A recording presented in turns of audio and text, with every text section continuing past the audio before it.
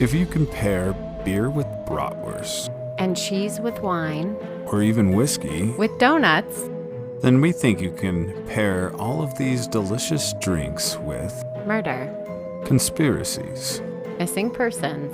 and more. Drink with us as you feed your craving for true crime and creepy stories. Hello, Katie. How are you? I'm doing fantastic. How are you? I'm doing good. I'm excited to get to this next episode. I'm It's excited gonna be to fun. tell it. I know nothing about what you're going to tell me except for two facts. One I'll let you go into. The other is apparently we're going to be talking about some pro wrestling today. We are.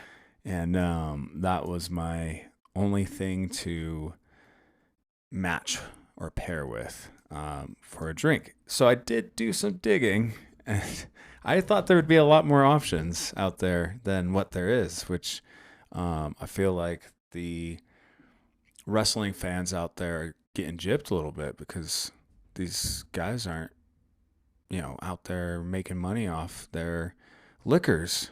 I don't think people who watch wrestling want anything except like a Bud Light or a Coors Light served in a giant tub, Probably true. which is what I was expecting. A popcorn bucket of beer. It was close. It was close to being a Stone Cold Steve Austin situation. Uh-huh. But instead, we went with the man himself, the one you can smell from far away, all the food he's cooking. And it smells like success. That's what it smells like. Mr. Dwayne Johnson's Teremana. I think. Yeah. Did I say that right? I have no idea, but I'm excited because it's Teremana? a tequila. And I also like the fact that it gives me an excuse to do the eyebrow you did that pretty raise. good. That wasn't bad at all. I know. Yeah, so let's go ahead and crack this bad boy open. I'm a little curious if he has, like, for his tagline, "Do you smell what the Rock is cooking?" If it's copyrighted, so if we use it, we're gonna get a bill in the mail. People do that. You copyright names. Yeah, no, I know. You're right. Like the Super Bowl, that just cost us $10,000. Might have to throw that out. I don't know what You the didn't actual... pour me one. I'm handing you one. Oh. His handover and his cheers look exactly the same. Yep. Exactly the same. Smells like tequila. Smells like a fun night out. That's good. I like it. I thought it was going to be expensive, but it really isn't that expensive. That's delicious. I was going to share, some things about it. But the only thing that I kind of took out of everything I read was Teremana means, what is it? Earth? Crap. I forgot. Teremana. I knew Terra. Look it up. I don't think you need to know anything except it's tequila and it comes from the Rock. Right? That's what the only thing I Goodness. was tempted to go and dive into is how he came about going into the tequila business. But,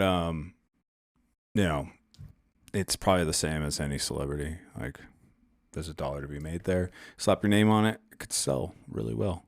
I don't think that's what he would say. Guarantee you he put his heart and soul into this tequila. I guarantee you there's probably a story on here, but I'm calling bullshit on the story. He just saw a way to make money. And he's like, I like tequila. Let's make I like some tequila. I'll make some tequila with you, Dwayne. Maybe they'll get a perfectly paired with bottle. Barrel Select. Oh, yeah. Teremana. Yeah, What does it Teremana. mean? So it means terra or terre. I don't know. Terra is derived from Latin terra, meaning earth. Obviously, I thought, it's like, oh, yeah, I knew that. And then Manya is Polynesian, which I believe he's I was going to Polynesian. say. It's a word meaning spirit. Spirit of the earth is what it Perfect. means. Yeah. And that name is perfectly paired with the tequila made by The Rock. And that tequila is perfectly paired with a story about a professional wrestler whose life ended probably not the way he envisioned. Jason just almost ate his microphone. It must be good tequila. One sip and he's I hit it against can't the even microphone, sense it. and it kind of sounded like a fart. So I was like, Nice. should I leave that in? Now the word fart is in our podcast. Yeah, well, you called it out. I was just going to go ahead and lower the volume on that, but I won't. We can go back. Nah. Okay. Go on. All right. So in August of 2018, American true crime pop culture was seemingly reintroduced to the idea of family annihilation with the tragic story of Chris Watts and the senseless killings of his family. That is not the story we're going to discuss today. I was going to say, what does he have to do with pro wrestling? You see, we have examples of male family annihilators that span decades. Men like John List, Anthony Todd, Scott Peterson, and Christian Longo are thought to have been responsible for killing their family members in scenarios that loving fathers all over could never even imagine. But it seemed that with the case of Chris Watts, a new interest in familicide arose and a desire to understand how the protector of a family could become the family's greatest threat was formed. So in the very first episode of the Perfectly Paired With podcast, I gave you a lesson from a layman, which is just me pretending to know more than I actually know. And that is where I'd like us to begin today. I think to understand the subject of today's true crime story, we must place him in the context of the psychological profile of a family annihilator. So, family, is that a term that as of like 2018, it's like, after, I don't know, professionals use that term? Yeah. Wow. But I don't think it was it's commonplace. So brutal. Annihilator. Mm-hmm. I mean, the act is brutal itself, but what else do you don't throw annihilator on anything? No. But Probably I should don't, for like countries, like, drones that are school annihilators. But I don't think that term was commonplace until Chris Watts got the attention that he got, which is why I started the podcast with him, because I really think he drew in an audience for figuring out why family annihilators do what they do. Yeah, that was an odd one. Yep. So according to researchers out of the UK, there are 4 types of family annihilators. The first type is the self-righteous killer. This killer casts blame, usually on their partner, for the breakup of their family or for keeping them from seeing their children. These types of family annihilators seek to cause pain on their partner, so they kill their children and leave their partner alive. Jeez. The second type is the disappointed killer, who feels let down by their partner or their children and therefore feel entitled to taking their family members' lives. An example of this would be something like an honor killing. What's an honor killing? In certain countries, under certain religions, there's a belief that if individuals, let's say daughters particularly, don't behave the way that they're expected to, that the father of the household is entitled to kill them. Oh, I see. Oh, good rule to have, right? The third kind is the anomic killer. Now, anomy in sociology comes from Emil Durkheim, and it refers to a state where the standard norms from a society disappear.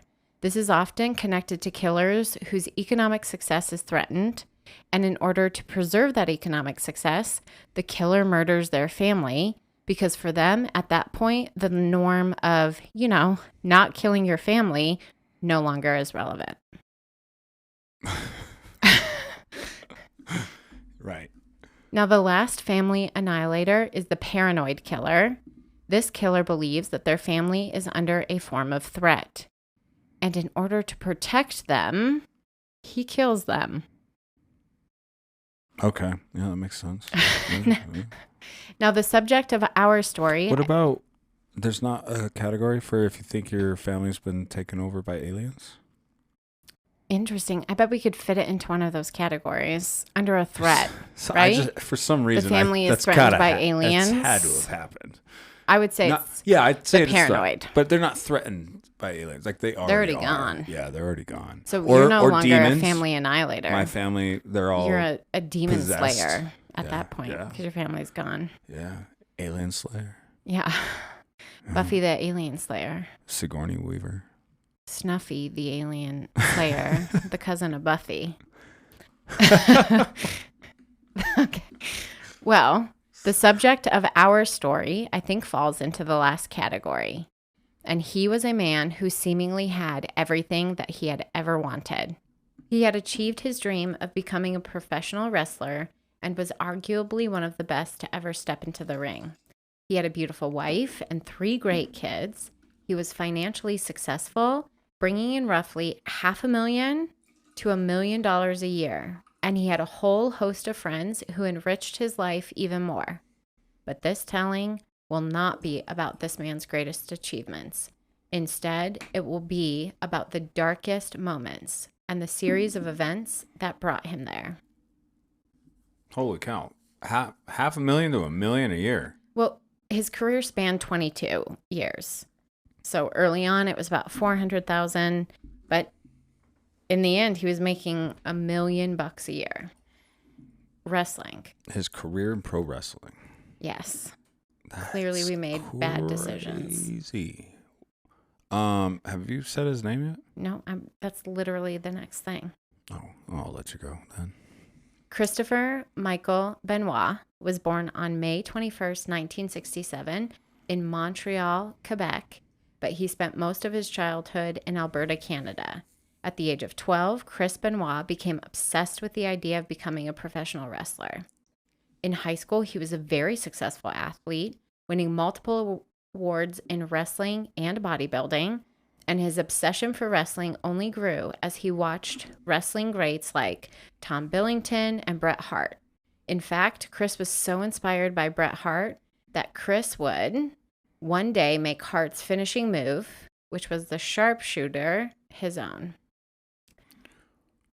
Do you want me to show you what that looks like? No, I want to know what's his wrestling name. Oh, he has a few. He has a few? Yep. So it was in 1985 that Chris Benoit began his career as a wrestler, ranging from Dynamite Benoit to the Pegasus Kid to the Crippler. Chris would wrestle with various organizations in multiple countries, including Japan, and win multiple titles over the course of his 22-year career. Pegasus Kid. It's got to be the best one of those. The Crippler is pretty cool, too. I mean, Pegasus Kid. You're just kind of like, what the? I don't know what to expect with this guy.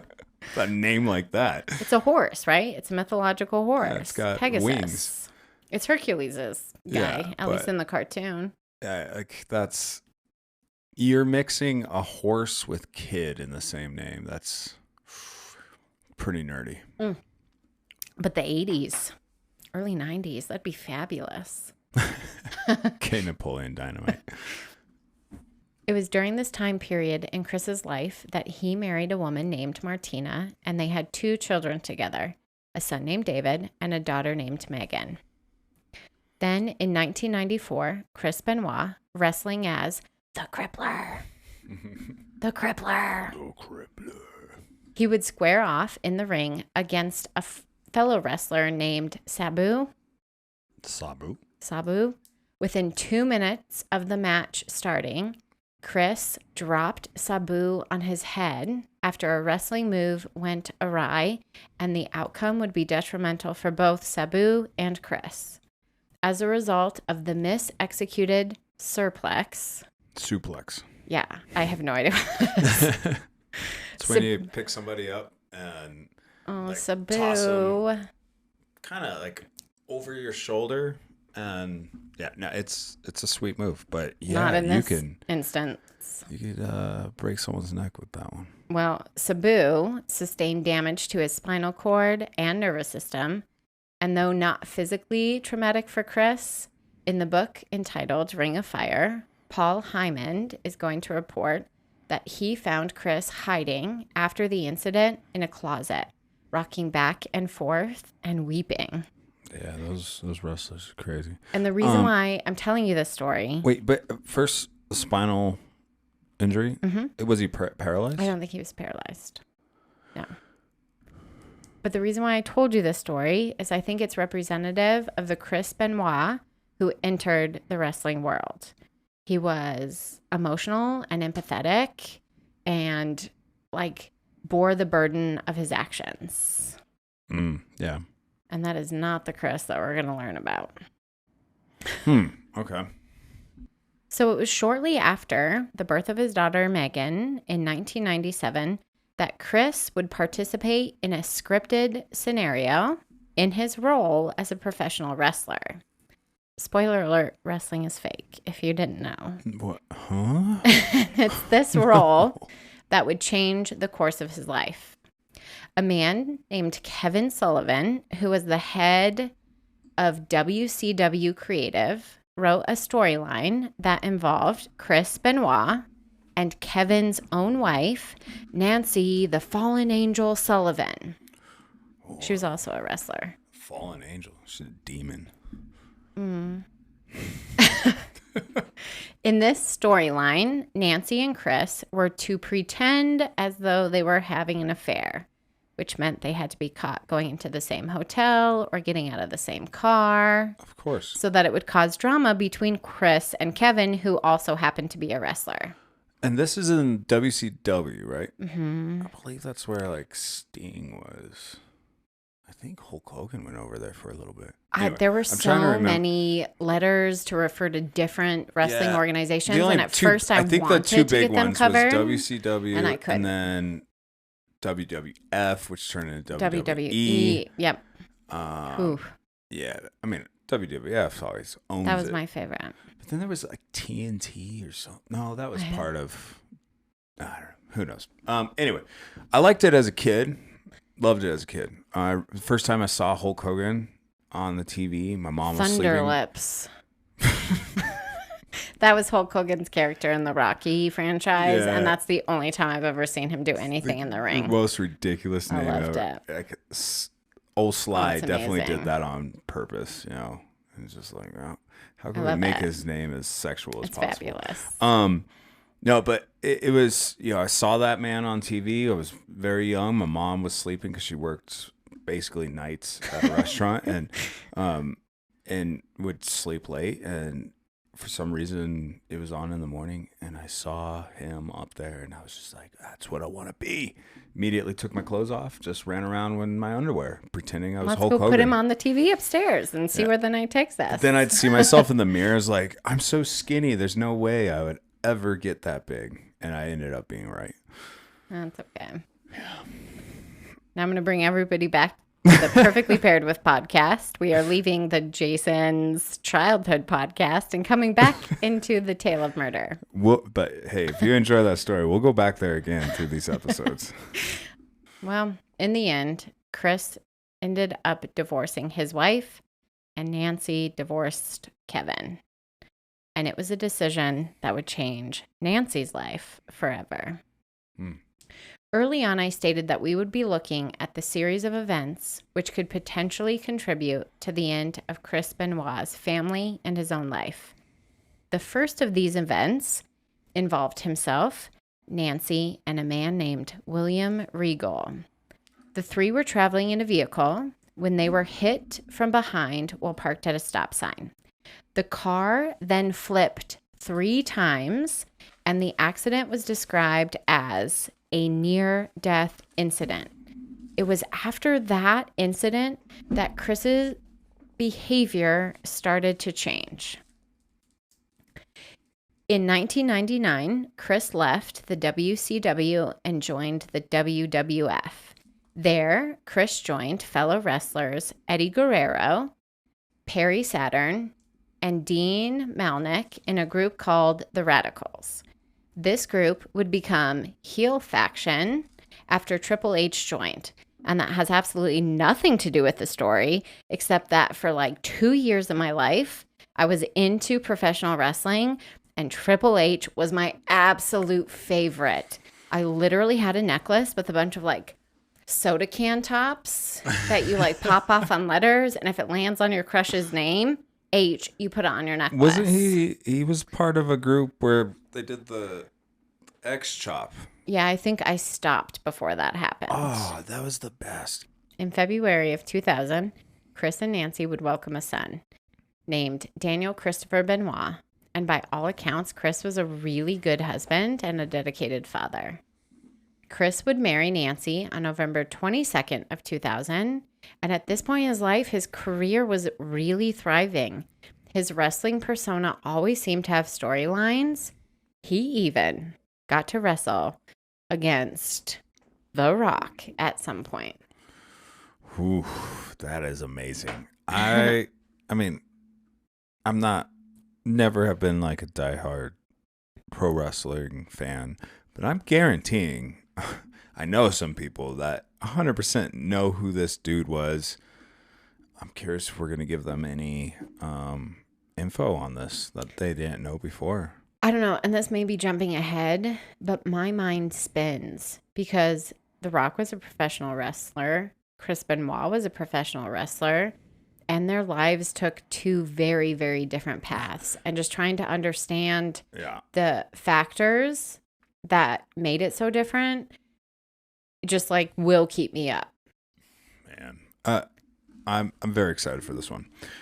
Yeah, I mean, obviously we've talked about UFC and stuff. Brock Lesnar came from pro wrestling and actually did real fighting. Mm-hmm. But, I feel like everybody's kind of like they somehow have some pro wrestling story. So I feel like this one, while it might end up super tragic and sad, anybody could maybe get into this one. I'm very, very excited to see. Now, in WrestleMania 20, which happened in 2004, Chris was joined by his very close friend, Eddie Guerrero, in victory in the ring. As confetti fell, Nancy and Daniel, his son, joined Chris as they celebrated, jaunting around the ring. I'm assuming that's what you did. But this euphoric image will live on forever as an eerie reminder that no one knows what darkness lurks behind seemingly perfect moments and perfect lives. And believe me, for Chris, there definitely was some darkness lurking. In September 1998, so we're going back in time, Chris Benoit. What year was that? 2004. 2004. Okay, go ahead. Chris Benoit left his home incredibly drunk in a car, drove to some random person's house and parked out in front, where a cop was going to find him. Not a good look, Chris. Never a good look. Not a good look. Then in 2001, Chris would undergo neck surgery. And despite his need to just rest and recover, Chris would refuse to stop using steroids, which were pretty commonplace in not only Chris's life, but the lives of many professional athletes. Oh, of course. In May 2003, Nancy actually filed for divorce from her husband and filed for a temporary protective order due to Benoit's tendency of, quote, flying into a rage, and at one point, even resulting in the destruction of furniture. But when their court date rolled around, the couple showed up, holding hands. Like Kevin Sullivan couldn't write a better storyline. This couple was seemingly dedicated to making their marriage work, despite the fact that their relationship had become very volatile, in large part due to both individuals' struggles with abusing pain medication.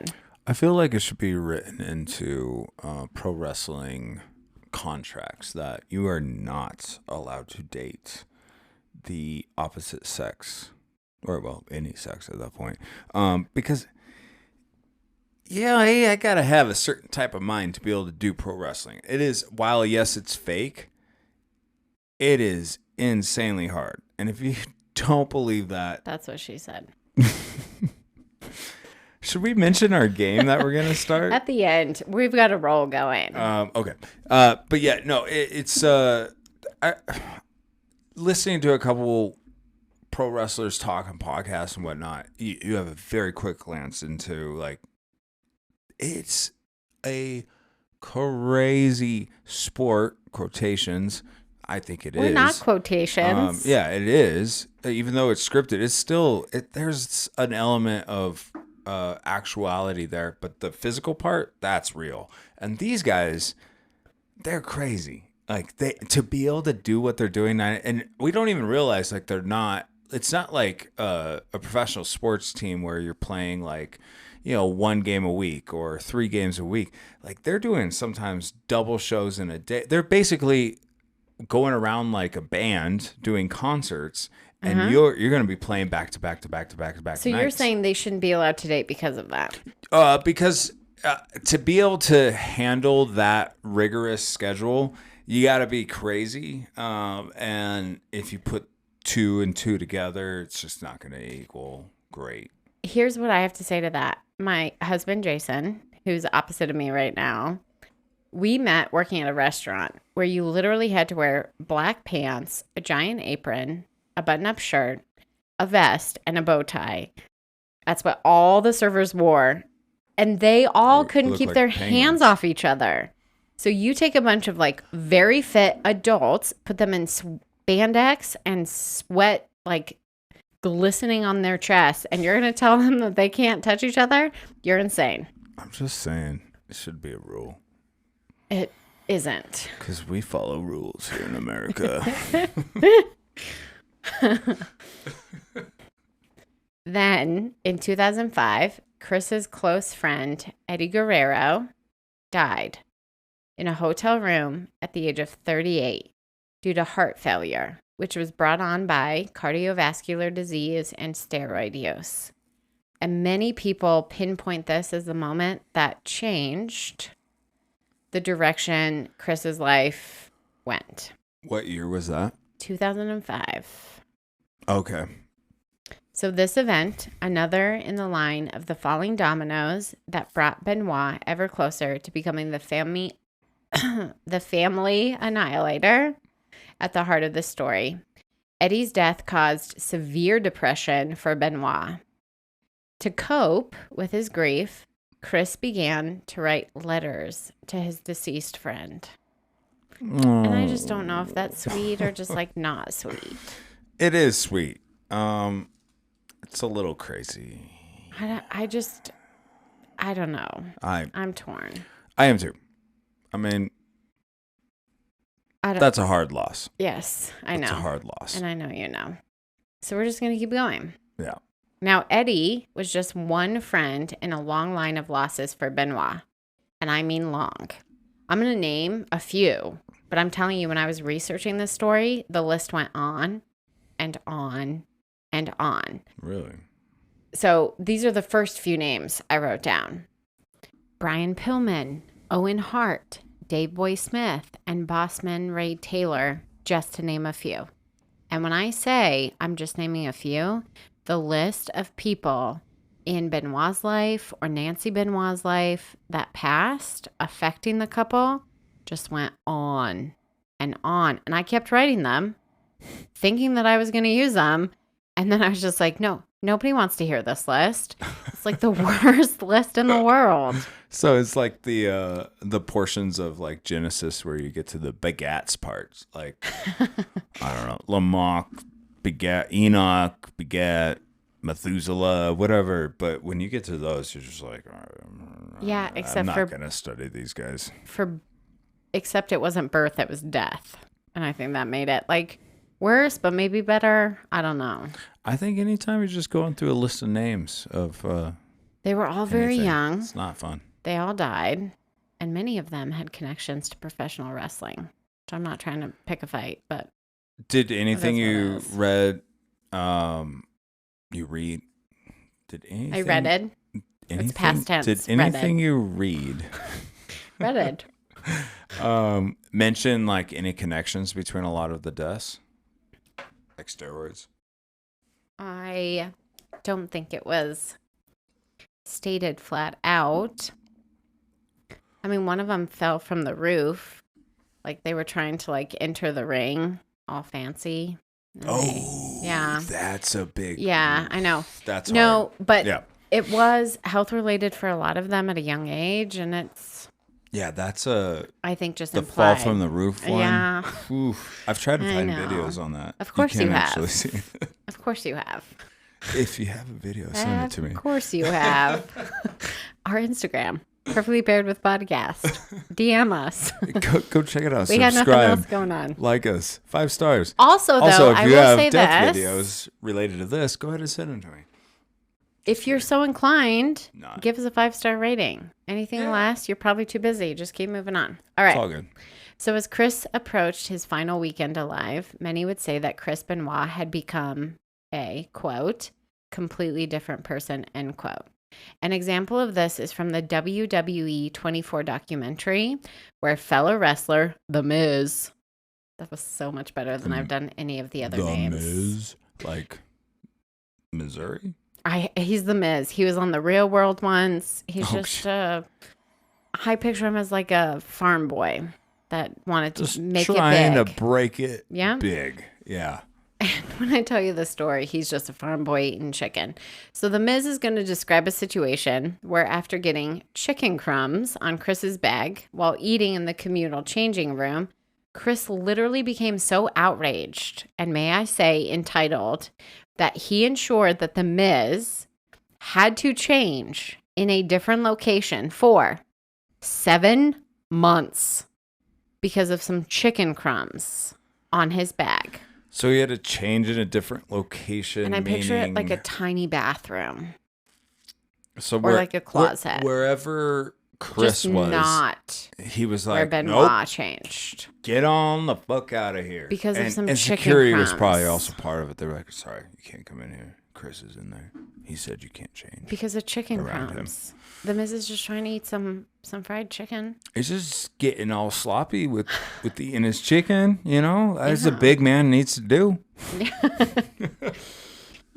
Then, in May 2006, in part due to grieving his close friend Eddie's death, Chris took a break from traveling with professional wrestling. And I say that because I can't remember whatever letter trio he's wrestling with at this point. And he goes home for 4 months. And it was really during this time that Chris's behavioral changes became completely apparent to those around him. Chris became incredibly paranoid. He believed that something, not even someone, something was out to get him. He believed that he was being stalked.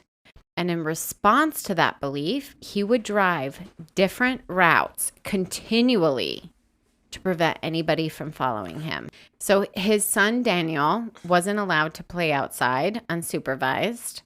And for a time, Chris considered not allowing his son to attend school because of his paranoia.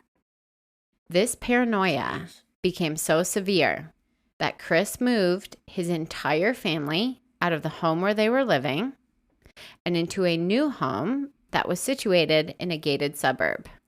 And it was in this home, which was chosen to keep him and his family safe, that every member of the Benoit family of 3 would meet a horrific end. On June 24th, after Chris Benoit failed to show up for a bout against CM Punk.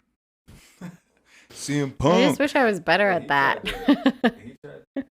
It was a title bout that Chris was supposed to win, but Chris failed to show up. That individuals associated with the WWE became concerned and called the Fayetteville police to perform a welfare check on the Benoit family. I don't think anyone could have been expecting what the police would ultimately find. No. All right. Okay, we're so gonna- he's supposed to have this match About- with CM Punk. Did all your sources say bout? No. Or Some did they of them say did. match? Bout. About. That's a A weird one. boot. I don't. Oh, wait, what do you say about? I think it's What about. sport? I don't A fake know. sport, maybe? I don't know. Like in acting school, we're like, hey, we got this fight coming up. So what are we gonna do about this bout? I want to trash talk it, but then after hearing what happened to Sabu, where his like neck was nearly broken, like I kind of feel like I'm gonna give him a little bit more credit. I would give it. It's about. It's about like a guy going to do wrestling or jiu-jitsu or whatever. They're not gonna say I got a fight tonight. They're gonna say a match. I got a match. You know how else says match? Tennis players. So. Jeez, that's soft. 100%, which is why I told you. And I just feel like you're trying to like dawdle. You don't want to hear what happens to Chris Benoit's family. I'm scared. I really am. I gotta admit. It's not good. Gosh, It's really not good. Okay, so for the next but part. you set it up beautifully. And Thank you. I'm like, oh God, we're already here. All right. Come But on. for the next part, we're going to go Well, it's also not a back mystery. in time, We have nothing to forward talk in about time, after it. back in time. Like, we know who did it. Yeah, or do we? Or Dun, dun, dun. All All right. So we're back in time a little bit. This is before Chris Benoit misses his bout against CM Punk. I sound deaf. I gotta get my voice better. You're doing it good. Okay. I So like it. on Friday, June 22nd, which is the weekend, or the Friday of the weekend that will change everything, Chris took his son Daniel to his horse riding camp at the neighbor Holly's house. Okay. Sweet. They live next to a horse camp. It just sounds lovely Awesome. their whole life. Yeah. Chris then goes to have a physical with a man named Phil Aston for his routine checkups. That involved acquiring a series of prescriptions, including Zoloft for depression. That's an unfortunate name for a doctor that does men's physicals. Aston. Aston. Well, his life is unfortunate. We're going to talk about that later. As Chris left the medical office, Benoit signed several autographs and took pictures, like nothing was wrong or amiss. After leaving the medical offices, Chris met up with his friend Ray Rawls, who is associated with wrestling, to pay this man for a new uniform Ray had made for Chris. Then he speaks to Chavo Guerrero on the phone. That evening, Chris is going to grill with his son Daniel to prepare dinner. Then, at 9:25 p.m., the Benoit house phone made a call requesting the number for the Fayetteville Police Department, but that number would never be called. Then, at 9:32, the house phone called the neighbor Holly. Remember Holly? She has the horse camp. Yeah, that they just live next to, and they're all just neighbors. It's just lovely. Hey, I'm gonna send my kids over there. Mhm. And, you know, The phone they'll is have going the best to life ever. The phone is going to call Holly again at 9:33 and 10 p.m., but no voicemails are ever left. Come on. Based on the evidence from the home, once the police arrive, based on the call from the WWE concerning a welfare check, it was determined that there was a physical altercation in an upstairs room where Nancy liked to watch TV. When police discovered her body, her hands and feet were taped and an electrical cord was wrapped around her neck. It was determined that Benoit pulled on this cord as he pressed a knee into her back. Now, I'm going to just speak to Nancy the Fallen Angel Sullivan, because as a wrestler herself, it was clear that she fought for her life. There were signs of blood in her scalp, indicating that Benoit had to strike her head so that he could on the ground. He could tape her. And there were defensive wounds all over her body. Yeah. Fight on, fallen angel. Fight on. Could you imagine? There you go. The genders aren't equal. I know. Come on. You got the top of the top fighting each other, and he's just like, bam, I'm gonna tape you up and do what I want. Which unfortunately was death. The 43-year-old body of Nancy was then wrapped in a blanket. And this is so weird. I don't know what to make of this. A Bible was placed next to her, but the Benoits weren't specifically religious. Like, nobody would have said Chris Benoit believes in the Bible. There's so many people out there like that, though, that don't say anything, do anything, but like it's rooted in their childhood. Just wait. Somehow. Things get weird. So the morning after Benoit viciously murdered his wife, he makes a call to the neighbor Holly to tell her that his son Daniel would not be attending horse camp that day because Daniel was sick. He's just like, oh shit, there's people that it's so bizarre. These people. I can't call this person. understand his mind right now. It was so all right. So he brutally, viciously murders his wife that night, and he's like, oh shoots, I don't know why he becomes British at this point, but he's like, I've got stuff to handle. Listen, Daniel, just get yourself a cup of my wife is dead. I've got to handle it. No, and he's just like, he's managing the situation. I've got kids. I forgot about that. I don't know why he becomes British. Why are we British? I just feel like that would be a very British thing. It was fun when you did it. I figured I'd join in. So he's back to being English, and he's like, oh, F me. I've made a decision, and now I have to manage it. So at some point after calling Holly to make excuses as to why Daniel wasn't going to be at horse riding camp, Chris Benoit is going to murder his son. When police discovered Daniel's body, he was found to have been killed using a chokehold, which I don't know if it's sensationalism, but a lot of sources said it was a chokehold, which is commonly used by professional wrestlers.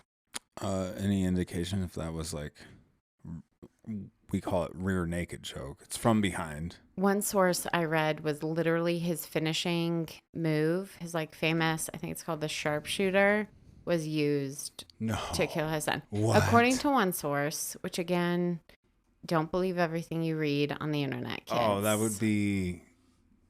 that does sound like sensationalism. That'd be so fucked up. 100%. That just sends shivers down my spine. Now, the toxicity report on the son's body did reveal that he had been sedated with either Zoloft or Xanax. So at least prior to his death, he was drugged. Well, she says questioningly as whether or not that's a good thing. Oh. Like, he killed his kid. Great, you drugged him beforehand, so maybe he didn't know what was happening. But you still he just killed got your drugs kid. From his doctor. Oh, they had drugs coming out of suitcases in that house. Right? Aston. Aston. Let me bend over, please. I gotta check.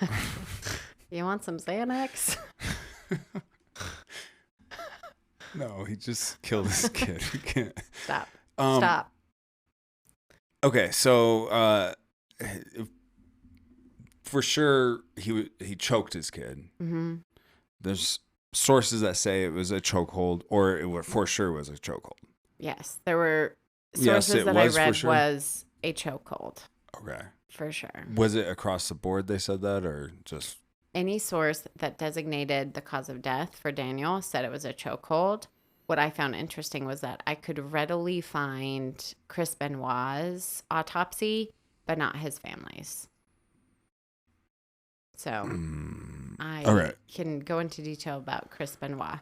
But for the sake of his definitely son, wasn't, just so you know, it wasn't a sharpshooter. Because sharpshooter, from what I see here really quick, is a leg lock.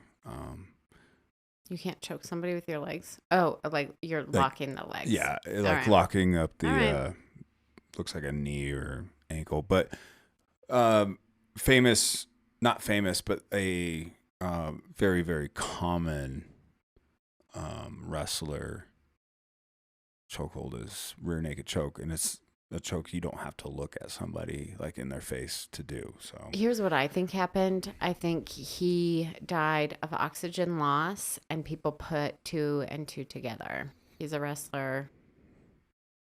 yeah, He well, probably depending on is like that. how his body was on the floor too. Like if it was face down, then Well, it would have been a choke from behind. what I found really interesting was that when police searched his room, Daniel's bedroom, they found a butcher knife hidden beneath his bed, almost as though he might have witnessed something horrific happen to his mom. And despite his father's guarantees that nothing would happen to him, he went to bed prepared to defend himself with that butcher knife. But that's all alleged and speculation on my part. Holy crap! Yeah, I mean, if there's a butcher knife under his bed, I doubt the kid's just keeping it that there. It has to be because he saw something or heard something, Mm-hmm. and he's ready to defend himself. Mm-hmm. And I mean, he's 7, so he's not stupid, and he's very aware of the world, but he also probably has no idea what to do. And oh, that breaks my heart. I can't even imagine like the mental terror that he had to go through from the point that maybe he saw something happen to his mom to going to bed to trying to sleep at night to waking up the next morning in a house where he should have been safe. And he absolutely was not. Yeah, there's a lot of images that go through my mind of how that might have played out, like whether he saw something or heard something and then because he was drugged. But I don't think So that would have I happened until later. I would assume, I mean, if you put yourself in the mind of a killer, you would think that he would have given the son something prior That's if it to, was to planned help him out. fall asleep. And I don't think there's anything indicating that Chris Benoit planned to do this to his family. Oh, really? A lot of people speculate that at some point during the evening, Nancy told him that she was going to leave him, that his steroid use and his sort of unreliable emotional state had just become too much. And she was planning to leave him and take the kid. And at that point, Chris Benoit just saw red, acted from a place of maybe brain injury, inability to control his actions, and murdered his wife. And from that moment on, everything was reactionary to that decision. Well, not even decision. I mean, maybe So you don't unconscious think it was? decision. You think it was a crime of murder of passion? Then is that the term, crime of passion? Yeah. And then the son was because the son knew. I think at that point, once he sort of came back around and realized what he had done, he tried really hard to like figure out a way to make it work. And once he realized he couldn't make it work, he knew he could no longer keep living. And I don't think he wanted his son living in a world without him. That's Reminds me of the completely speculative, and it's like way beyond where we are in the story. Reminds But me of yeah, Chris there's Watts, like that whole, you kill the spouse and then yeah. the kids have to go, but they're like everybody questions why would you do the kid? Yeah, except I think And motive was different. You piece of crap, Chris Watts. You wanted to start a new life. Chris Benoit yeah, wanted to I'm not maintain his saying old one. motives were the same, but the whole like you didn't plan to Gross. kill We your hate kids. Chris Watts. I guess that's what I'm struggling with the most here. I mean, we should hate Chris Benoit. Let's just hate both Chris's. It's just garbage. Unless you have something later that is like conspiratorial No. or. Well, let's see where the story takes us. Buckle up. Okay. Well, I would just have to say definitely. It's sad. Yeah, you can't. It's No- heart wrenching. No parent Not can just sad. imagine being in that state.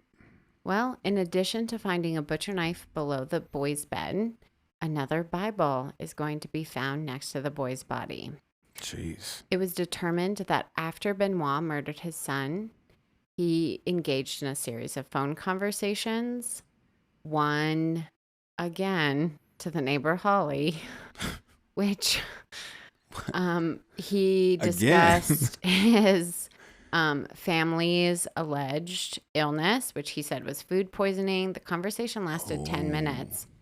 And my resources made it clear that he spent a lot of those 10 minutes trying to dissuade Holly from coming to visit, which makes me think that Holly sensed just like an evil permeating from the house. Like she was unsettled and she knew something was wrong. Or something was telling her just, they're Check on probably these people. close neighbors and like, oh, like, I know your son was really looking forward to this. Let me go just pop by. I mean, if you're close with a neighbor, they might do that. Maybe. In a rich neighborhood. Perhaps. She's going to ride her horse over. Now, later that evening, Benoit performed an internet search for a Bible story involving a man named Elijah and a young boy. And I'm going to acquiesce to the handsome man sitting across from me who happened to attend private Christian school, basically from 3rd grade to 12th grade. Do you know what story I'm talking about? Well, thank you for the introduction. Yes, I am a Bible scholar. As you could tell from earlier when I mentioned begats, which actually means, this person had a son named this, and this person had a son named this. And I got probably 0 of those names right, except for maybe one, Methuselah, I think.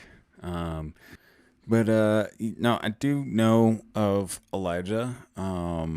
He's a prophet in the Old Testament, and I'm guessing, by our subject matter here, you're probably wanting me to talk about a story where he basically helps this lady who helped him because he was hungry, and he asked her to make food, and she had very little, and she put her faith in him, and because he asked for it and said, no, don't worry, go make this food. And, they end up basically becoming somewhat friends after this. Her son he knows her son, and the son ends up passing, and she gets so mad at him and just like cries out, like, why have you brought this curse on me? Blames the whole thing on him. And Elijah picks up the body of the boy and brings it to a room and, cries out to God to save him, and pretty much resurrects this boy from the dead. Her son, from our understanding, like, they were close. So it was kind of like some people even refer it to like Elijah raises his son. I don't know like what truth there is to that, but obviously it's not his son, but people think it was close to him. So if you're asking me what story about Elijah that would be pertinent to this, I'd guess that's what it is. Now, there's a part of his story that I just want to emphasize for the listeners. So you alluded to the fact that he does a favor for the woman because she feeds him when he's hungry. Now, this favor is actually a miracle. He tells this woman, go home, make yourself some food, and until the Lord brings rain upon the land, your food will never go without. So like anything you could ever want, I'm giving to you right now.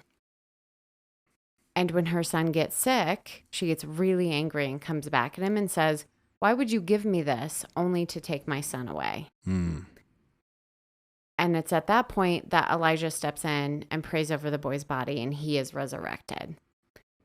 And I think when I finish the story, that might mean a little more than it does right now. So from 3:51 a.m.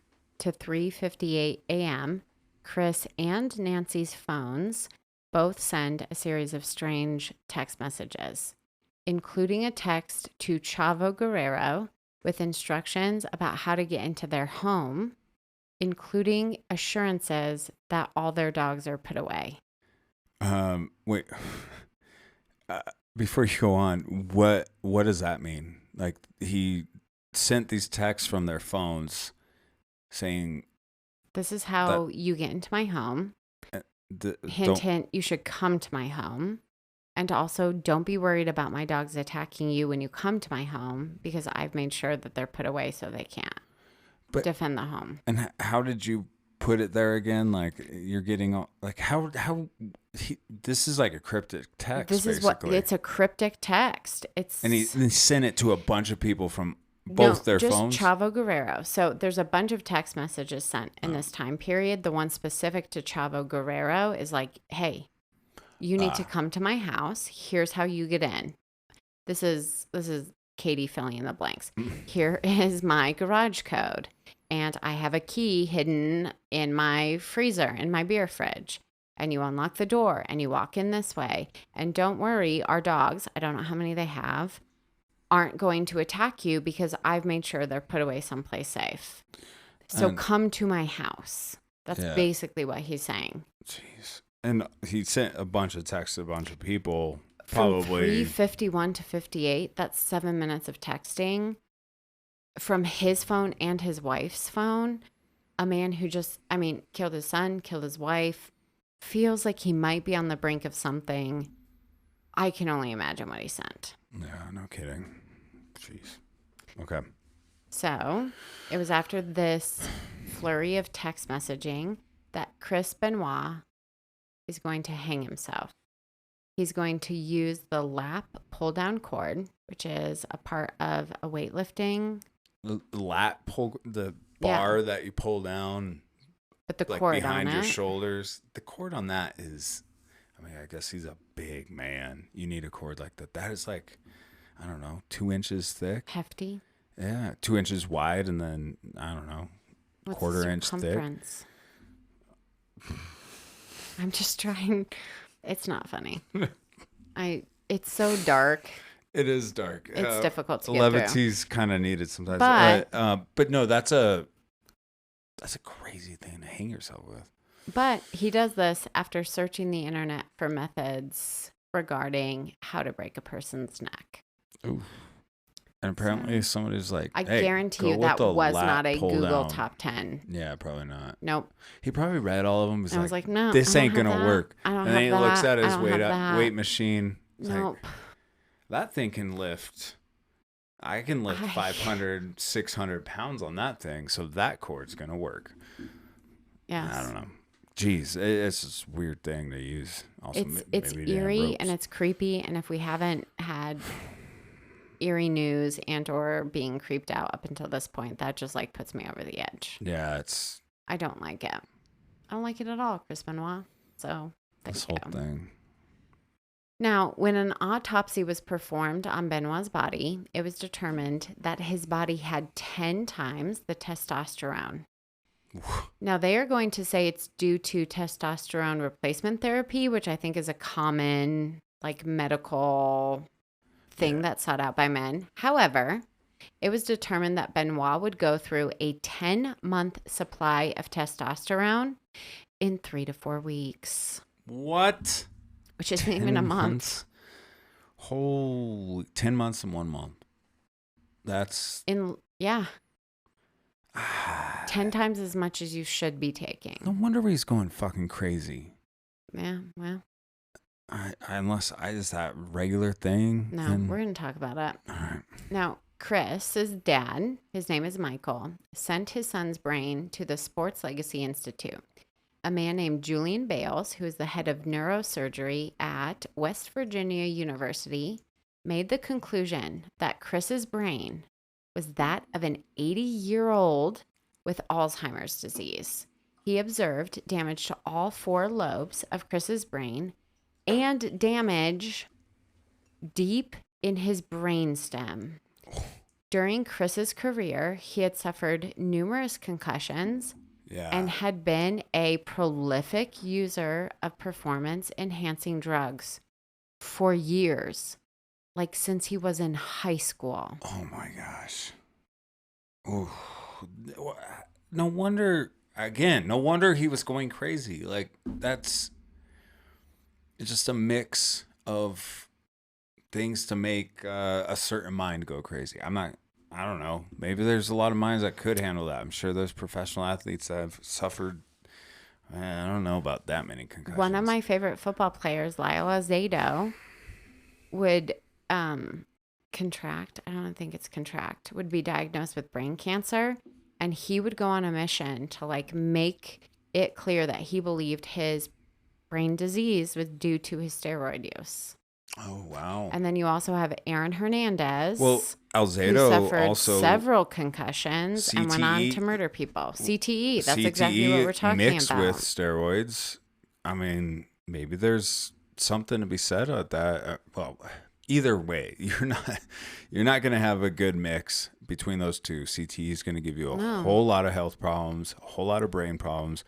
Steroid use is exactly the same, and you add that to the time. Trauma of losing friend after friend after friend. Yes. And you start to see the road that led Chris Benoit to where he wound up. As I said before, like the amount of damage these guys are taking night after night after night. It's sure the story is fake, but the stuff they're doing with story. This is true. No, I spent hours researching. Hours. But what they're doing to their bodies is true. So when a dude falls on his head in pro wrestling, he's really falling on his head. And the consequences of it are real. It doesn't take much to give yourself a concussion. That dude probably had concussion after concussion after concussion. Well, let's just add to Mixed it. with all that steroid use, all the testosterone replacement. Yep, here we go. Get ready. Now, besides the fact that Benoit had been a user of anabolic steroids since high school in order to increase his muscle size and definition, he also, in later years, began to utilize human growth hormone.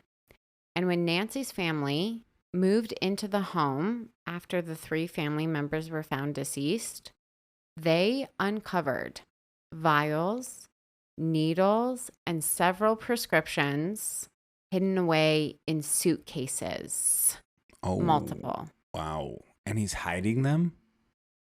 I don't have a cabinet for my steroids or my human growth hormone. If he wasn't ashamed of them, it'd be on needles. Like a shelf or something. Nancy also struggled, though, with certain pain medication use.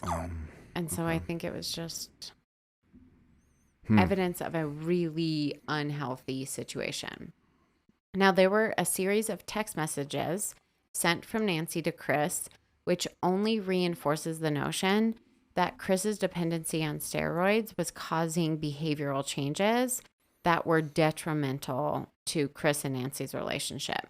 Yeah. She blamed the steroid use for the emotional abuse she said she suffered at Chris's hands.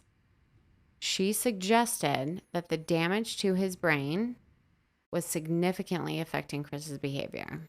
Was she doing steroids too, though? You mentioned pain medicine. She was addicted to pain medication. But I gotta see what she looks like. I mean, she's a cutie patootie. Patootie. Most wrestling chicks I know of. She's formidable. They're not she's small ladies usually. You keep saying that. That's her name. I don't think she's using steroids. But I imagine a fallen angel. She's not China. That's what I imagine. Drawing that comment back. Shoot. Oh man, we could do a whole podcast on that. If anybody important ever listens to this, we're gonna get canceled and fined. I don't think. Well, fine, maybe. Who? Jenna, I'm just joking. What's her name? Fallen angel. Nancy, the fallen angel Sullivan, and then she became Benoit. Oh, she is tiny. She is. And I'm going to take it back. I'm going to say that she didn't suggest it was his brain damage. Her text messages suggest that his steroid use was causing brain damage. I'm not going to put words in her mouth. All right. So the WWE was supposed to have a pay-per-view event the night after the 3 bodies were discovered. Instead of moving ahead as planned, the WWE did a memorial episode talking about how great Chris Benoit was.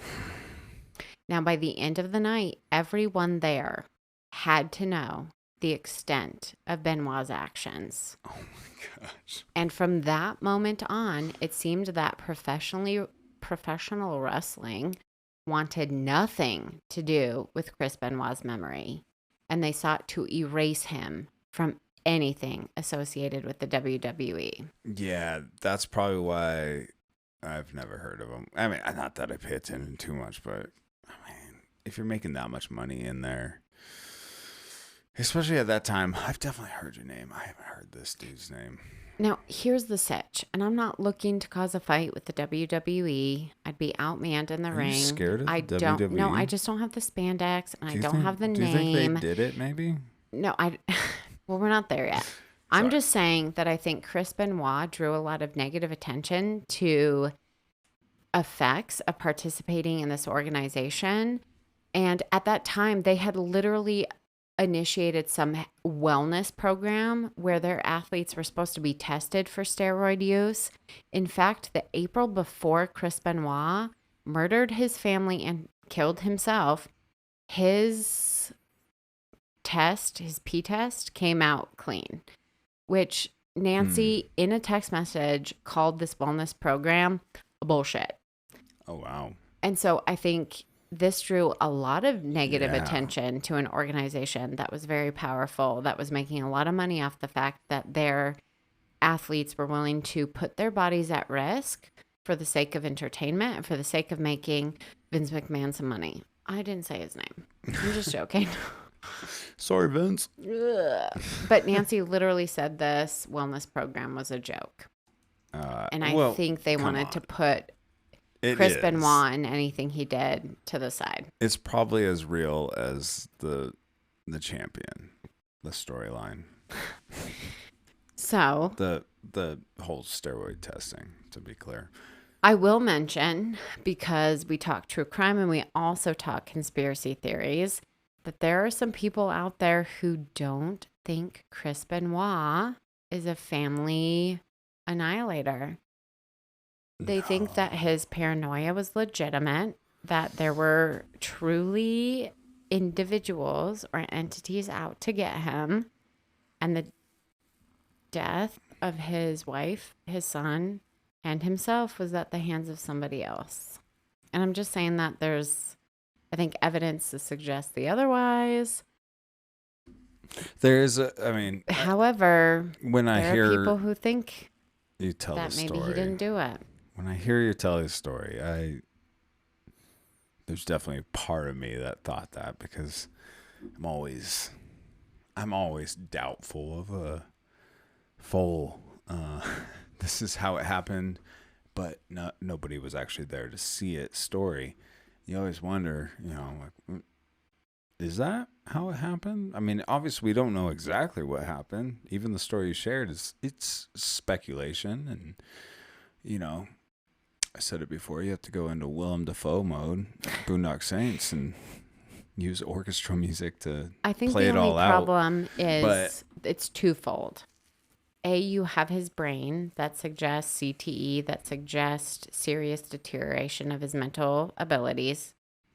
And then you have his behavior. Yeah. If somebody was coming into his house to kill his wife, he wouldn't be calling to excuse his son from horse riding camp or saying his son was sick. No. You know what I mean? And that's where I think that part of unless the lore his neighbor is in on it. Oh, Holly. Don't talk about Holly like that. She's just a lovely lady who's trying to run a horse riding camp who has terrible things happen at her next door neighbor's house. I feel for Holly more than anything. Did Mr. Vince get to you?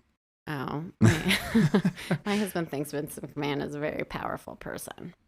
Well, amongst the wrestling world, the story of the man is amazing. Anyway, I'm not going to go into it or anything. And I think the conspiracy aspect is fun. I think we can debunk it. It's fun to mull over for like 30 seconds. And you could debunk it real fast with his CTE, his steroid use, that was a hard word. Testosterone. The tequila has taken him. Yeah. Testosterone levels being that insane. The man was on a mission to crazydom, and he got there. Oh, one source I read said that he had such significant damage to his brain and other organs that had he not taken his own life, he would have been dead in like 10 months. Oh, geez. Wow. Which I think adds another component. Yeah. It's just a very, very tragic story. Because his body's literally eating itself to death. He's gonna die soon. But he doesn't know that. But his brain does. His brain's probably just like on hyperactive. It's shot out to crazy world. It's just a very sad story because he loses his life, his wife, his son. He's got 2 other kids. He's got an ex-wife, Nancy's family, his family, the wrestling family. The ripples of like his actions, I think, just go on and on and on. I feel like sad. You and I have gone on and on and on. All right, so let's wrap this up. I thought this was good. No, I don't mind because I'm enjoying this conversation. I'm excited about this. I'm really, really excited about this end. I feel like I was really excited about Hinterkaifeck. This one has me more excited. And we've actually, this is going to be our longest episode. Here we go. At this point. So, wrapping it up, Chris Benoit's story is a horrific and tragic tale of familicide. But to me, it reads more like an ancient mythological tale of a young boy who is approached by a beautiful creature who offers him everything he could possibly want. Fulfillment of a dream with the achievement of greatness. On top of that, he would receive love, fame, and fortune. But in exchange, the cost of getting everything at some point in his life would be losing everything. And for Chris Benoit, the chance just to gain everything he had ever hoped for was worth risking losing everything in the end. Oh, I like what you did there. At the end, you totally tied in the Bible story, and that's what you said you would do. Give some explanation on what that story meant that we told in the Bible earlier. Well, you know me. I like to leave a little surprise for the end.